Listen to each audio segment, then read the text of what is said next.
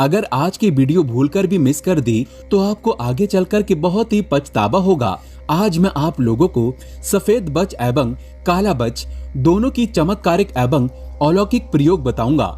इसके धार्मिक प्रयोग सिखाऊंगा, इसके आयुर्वेदिक प्रयोग भी सिखाऊंगा जो कि निकट भविष्य में आपको जरूर काम आए। दोस्तों, ये जानकारी आप लाखों करोड़ों रुपए भी खत्म करेंगे फिर भी आपको प्राप्त नहीं होगी, लेकिन आज हम आपको वीडियो में बता रहे हैं जिससे आपका भला ही भला होगा, आपका कल्याण ही कल्याण होगा, आपका कायाकल्प हो जाएगा। तो चलिए सर्वप्रथम हम बच के आयुर्वेदिक प्रयोग जानते हैं, क्योंकि आयुर्वेद में जीवन छुपा है। आयुर्वेद हमारे देश की अमूल्य धरोहर है, इसलिए हमें सभी युवाओं को चाहिए कि आयुर्वेद की जानकारी थोड़ा बहुत जरूर हमें अध्ययन करना चाहिए, ताकि निकट भविष्य में हम आयुर्वेद के माध्यम से कई प्रकार की बीमारी को ठीक कर पाएं। दोस्तों, आजकल के जनरेशन में फैशन सा बन गया है डॉक्टरी दवा लेना, मेडिकल की दवा को खाना, यहाँ तक कि इलाज वगैरह कराना। इन सारी चीजों से अधिक जो है बचने की कोशिश करना, क्योंकि ये हमारे लिए जानलेवा होता है।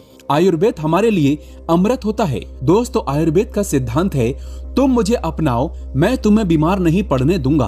और मेडिसिन का सिद्धांत होता है तुम बीमार पड़ो, मैं तुम्हें ठीक कर दूंगा और दोबारा उससे भी ज्यादा भयंकर रोग दूंगा। इसलिए हमें आयुर्वेद को अपनाना चाहिए। आयुर्वेद बहुत ही उत्तम होता है। तो आइए काला एवं सफेद बच के आयुर्वेद प्रयोग को सीखते हैं, फिर इसके धार्मिक प्रयोग जानेंगे, फिर इसके तांत्रिक प्रयोग सीखेंगे। तो दोस्तों, प्रथम है कि मिर्गी के झटके अगर किसी को आते हैं, ध्यान से सुनना। मिर्गी के झटके आने पर चाहे काले बच हो चाहे सफेद बच हो, दोनों को पीस लीजिए। दोनों नहीं है तो केवल सफेद बच मिले या काला बच मिले, उसे पीस लीजिए और पीस करके इस रुमाल में पोटली जैसा बना लें और जिसे मिर्गी का दौरा आया हो उसे सुंघाएं। तत्काल मिर्गी का दौरा छोड़ देगा, वो व्यक्ति स्वस्थ हो जाएगा, ठीक हो जाएगा। मिर्गी के दौरे को रोकने की ये रामबाण दवा है। इसका दूसरा प्रयोग अत्यधिक सिर दर्द होता है, आधा सिर दर्द होता है, जिसे हम अधकापारी के नाम से जानते हैं। हो सकता है इसे आप जो है हाफ माइंड पेन भी बोल सकते हैं। तो जो अधकापारी की पीड़ा होती है, अत्यधिक इसमें सिर दर्द होता है और बिना टैबलेट दवा खाए बिना ये ठीक होता ही नहीं है। तो दोस्तों, बच के माध्यम से आप इसे ठीक कर सकते हैं। क्या करना होता है, बच की पत्ती लेना होता है और इसे मसल करके सूंघना होता है। बच की पत्ती, अगर आपको डेली सिर दर्द होता है तो परेशान मत होइए। आप जो है बहुत सारी बच की पत्ती अपने परस में रखिए, ज्यादा नहीं तो कम से कम 2 बच के पत्ते अपने परस में रखें और इसके पत्ते को अर्थात इसकी पत्ती को आपको पीस लेना है। पीसने का मतलब है मसल लेना है और जब भी आपको सिर दर्द हो इसे सूंघ लेना है। बिना टैबलेट के, बिना दवा के आपका सिर का दर्द ठीक हो जाएगा। सिर के दर्द में काफी आराम मिलता है। दोस्तों, आपसे एक विनती है, आप जिस भी देवी देवता में सबसे ज्यादा आस्था रखते हैं, उनसे बहुत प्यार करते हैं, तो उनके लिए एक लाइक जरूर करें और हमारे चैनल को सब्सक्राइब करके बेल आइकन जरूर दबाइएगा। सच्चे दिल से कमेंट बॉक्स में लिख दें हर हर महादेव, ओम नमः शिवाय। इसके बाद दोस्तों, पेट के कीड़ों को दूर करने के लिए पेट में अक्सर बड़ा वाला कृमि हो जाता है, पेट में कीड़े पड़ जाते हैं, जिसके कारण बहुत ही दर्द होता है, छोटे बच्चों में हो जाता है। तो पेट के कीड़ों को मारने के लिए बच की जड़ को 3 ग्राम पीस के इसके रस को पिलाने से पेट के कीड़े मर जाते हैं। इसका चौथा प्रयोग खांसी होने पर, क्योंकि खांसी छोटे बड़े बुजुर्ग सबको होती है, तो कैसी भी खांसी हो रही है तो बच की जड़ का थोड़ा सा चूर्ण बना लीजिए, या फिर मार्केट में बच का चूर्ण मिल जाता है, चाहे सफेद बच हो चाहे काले बच हो, दोनों बच का चूर्ण चलेगा। तो 2 ग्राम की मात्रा में इसका चूर्ण लेना है और आपको 5 ग्राम की मात्रा में शहद लेना है। दोनों को मिलाकर के आपको चाटना है। कैसा भी आपकी खांसी हो, केवल इसकी 3 ही खुराक से जड़ से समाप्त हो जाती है आपकी खांसी। तो चलिए दोस्तों, हम बच के तांत्रिक प्रयोग सीखते हैं, क्योंकि तांत्रिक प्रयोग सीखना भी है जरूरी। तंत्र से असाध्य कार्य को साध्य किया जा सकता है। तंत्र से वो आप हर कार्य संभव कर सकते हैं जो कि असंभव हो। रावण संहिता में रावण ने भी तंत्र के बारे में कई गुप्त जानकारी बताई है, प्रयोग बताए हैं। तो इसके तांत्रिक प्रयोग इस प्रकार से हैं। इसका पहला प्रयोग है कि अत्यधिक बच का प्रयोग है। ये दुष्ट शक्ति, भूत प्रेत इत्यादि को भगाने में इसका अत्यधिक प्रयोग होता है।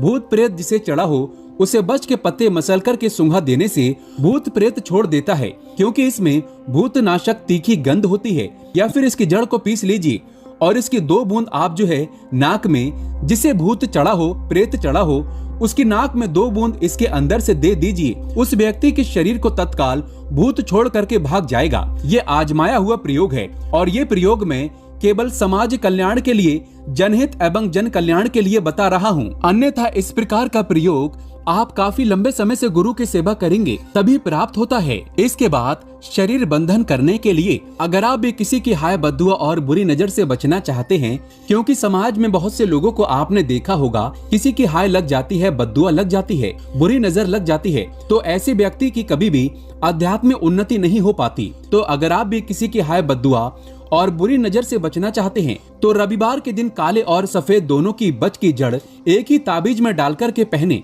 जिंदगी में कभी भी किसी की हाय बद्दुआ और बुरी नजर नहीं लगेगी।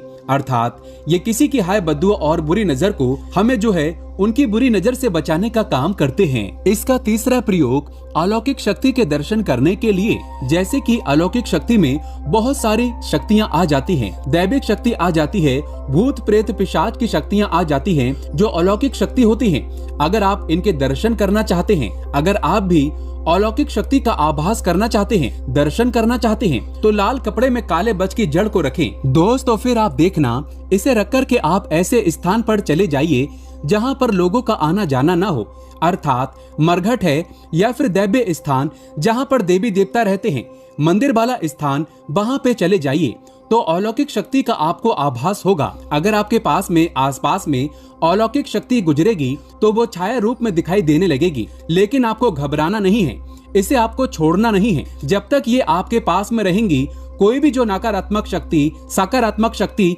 आपका बाल बाका नहीं कर पाएगी। लेकिन ये रवि पुष्य नक्षत्र में इनका प्रयोग करना होता है। दूसरे काले बच की जड़ को हाथ की मुट्ठी में बांध करके, ध्यान से सुनना, काले बच की जड़ को हाथ की मुट्ठी में बांध करके जिस जमीन में आपको दबे हुए धन की आशंका जा रही है, अर्थात आपको ऐसा लग रहा है कि फलाने जगह में जमीन में दबा हुआ धन है, तो वहां पर जाइए और उस स्थान की 3 परिक्रमा इसे मुट्ठी में रख कर के लगाइए, तो दोस्तों गड़ा हुआ धन ऊपर आ जाएगा। इसका 5वां एवं अंतिम तांत्रिक प्रयोग सीख लीजिए। ये प्रयोग आपको आगे चलकर के काम आएगा। अगर आप अपने घरों के आसपास की जमीन में दबा हुआ धन प्राप्त करना चाहते हैं, देखना चाहते हैं, उसे प्राप्त करना चाहते हैं, तो काले बच की जड़ को पीस करके और शहद को मिला करके एक काजल तैयार करना है।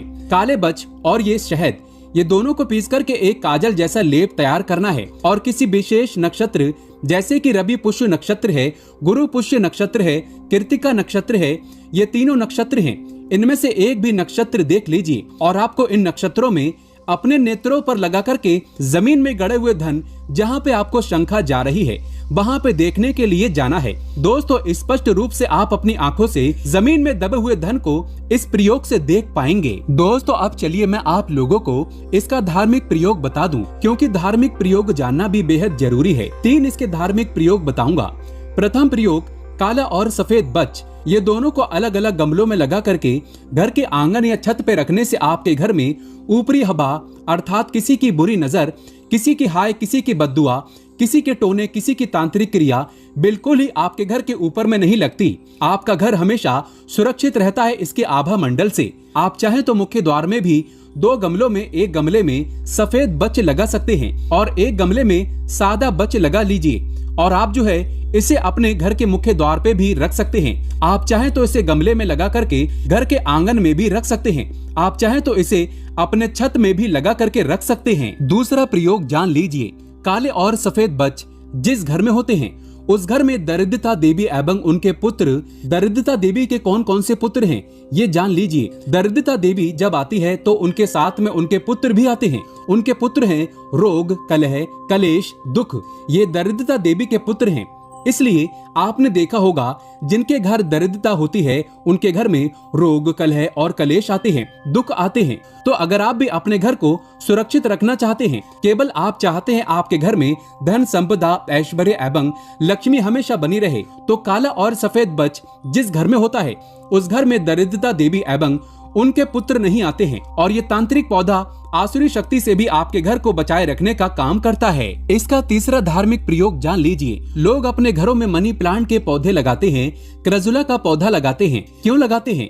लेकिन उन्हें कुछ भी फायदा नहीं मिल पाता है। एक बार काला और सफेद बच ये दोनों का पौधा आप जो है अपने घरों में लगा करके देखें। दिन दुगनी रात चौगनी आपकी तरक्की होगी, घर का वास्तु दोष मिटेगा, घर में लक्ष्मी का आवक बढ़ेगा तथा घर में भूत प्रेत ऊपरी बाधा से आपका घर हमेशा सुरक्षित रहेगा।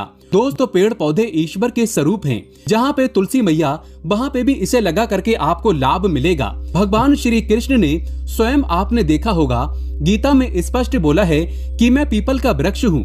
तो पेड़ पौधे अलग अलग देवी देवताओं के स्वरूप माने जाते हैं। जैसे कि तुलसी पौधा माता लक्ष्मी का स्वरूप माना जाता है। पीपल का जो पौधा है इसे भगवान नारायण का स्वरूप कहा जाता है।